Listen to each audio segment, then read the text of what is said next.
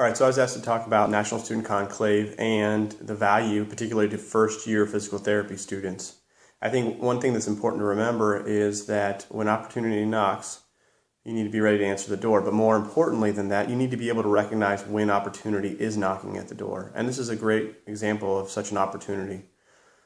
To me, any of these types of conferences, but in particular National Student Conclave, has tremendous value, not just in what the content of the conference is specifically, but also in intangible benefits of what happens outside of those scheduled events.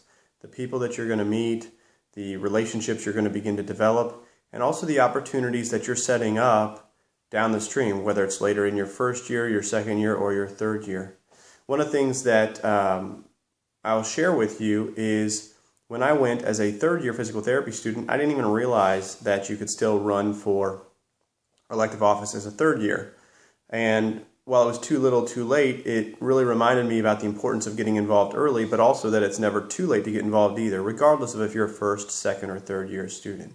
But if you go there, you can see the process, what it takes to get elected as a member of the National Student Organization, the friendships you can develop, the people you meet across the country, what you can learn about other programs and how students made their decisions about where they're going, what their future holds. In addition to that, too, it sets you up well for other things coming forward. A couple examples are, I applied for scholarships for Combined Sections meetings, Federal Advocacy Forum, and a couple of others as well, and on 3 of them I didn't win, on 3 of them I did. But one of the pieces of feedback I got from Combined Sections meeting is that the winners of those scholarships tended to have some sort of involvement at the state or national level with the student organization, and were active as well. And so to be active is involved in the student organizations, as well as getting out there, going to these conferences, especially when they're right in your backyard, which in Louisville, Kentucky, that's as close as you're going to get. In addition, if you're worried about costs or missing class or any of those kinds of things, I'm sure that the university will work with you to make sure that you get time off to go to something as important as this. I'm sure they've already talked to you about that. Number 2, there are mechanisms for UC to help pay for you. There's the grad fund that I think offers $100, although it's quite the goat rope. And then there's also the physical therapy department that also can set aside some money. But more than that, you can take it on your own.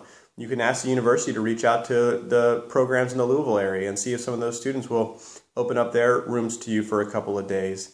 And that's also a great way to learn the city. You can also ask to see if there's alumni in the area and see if they'll stay with you. You can stay a bunch of you in one hotel room. There's always ways to make things happen.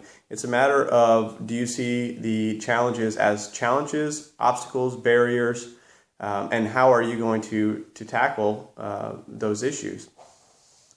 But again, going back to the actual value to me, for me personally, I got to learn a lot about a couple of different things. One, what it's like to be a sports physical therapist, kind of the unglamorous aspects of it in one of the presentations. I got to learn a little bit more about just the general sections across the board, what their roles are, what kind of research they're doing, all those kinds of things. I got to meet folks that would eventually lead to me being on a PT podcast, as well as meet people who were integral in me being selected for the Innovation Summit that I was a part of this past year. And that's part of what I mean about the intangibles. I mean, I could have never guessed that I would have met some of the people I did, and that those meetings would turn out to be something bigger than what they were down the road. And that's just, again, the tip of the iceberg. What those relationships develop into in the future remains to be seen. But I have a foundation of people I can reach out to across the country at this point too. And one of the things you'll find too is all these folks have always told me, if I ever need anything, or I ever have a question, let them know. And in fact, what they've also shared with me is that they say that, and they genuinely mean it, and then people don't reach out to them, and it's almost disappointing.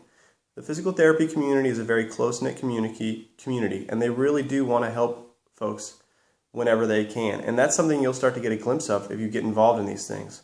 More importantly, perhaps even than that, is the level of excitement, encouragement, and renewed passion that you're going to have in your school, in your profession after going to these things. When you're just in class all day, and even after clinicals, you can kind of get a little bit bogged down in the day-to-day, the stress, all those kinds of things. But then you get in this kind of environment, especially with thousands of students, it's just, you can't help but get excited about the future of physical therapy and come back with renewed interest in the program that you're taking place in, and the interest in possibly getting involved with, whether it's in the school's activities, the state or the Southwest group, the state group, the national group for students, the doors that become open to you or that you realize are sitting right in front of you and you just haven't taken the time to open yet are really kind of astounding. And I think that's what you'll get out of this if you decide to go, is that you will have your eyes open into a world of possibilities that you didn't realize.